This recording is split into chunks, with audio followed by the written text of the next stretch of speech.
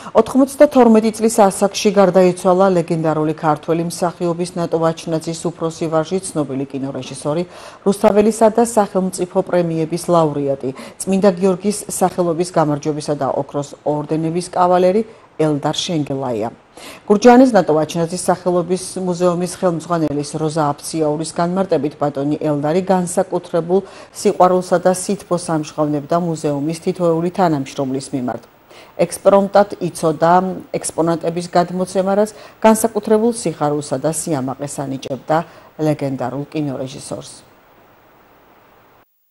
ხალხმამწუხარებით მინდა ვთქვა, რომ წავიდა ძალიან დიდი რეჟისორი, ლეგენდარული ადამიანი ბატონი ელდარ შენგელაია. ბატონი ელდარ შენგელაია, როგორც მოგეხსენებათ, გახლდათ ნატო ვაჩნაძის ვაჟიშვილი. ძალიან უყვარდა დედის მუზეუმი. ახალგაზრდობაში უფრო მეტად, უფრო ხშირად ჩამოდიოდა. ბოლო 2 წელი უკვე მოხუცდა ბატონი ელდარი და აღარ ყოფილა მუზეუმში.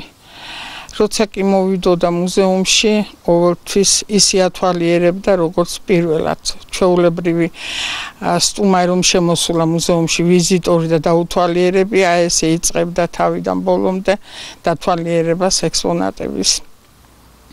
ბევრჯერ ექსპონატები მოქონდა, რასაკვირველია, რასაც მოიხელთებდა.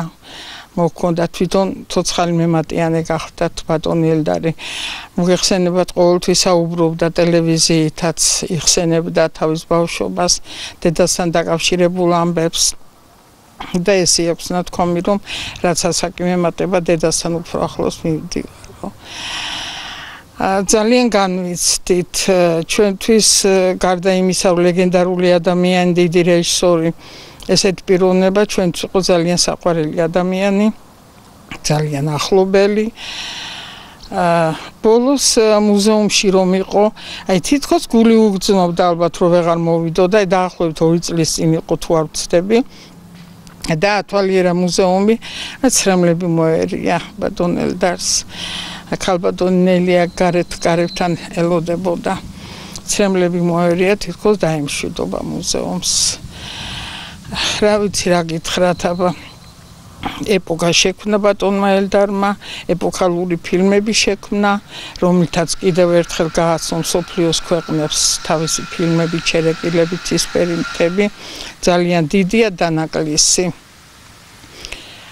ჩვენთვის, მუზეუმისთვის, გურჯაანისთვის, მთელი ქვეყნისთვის.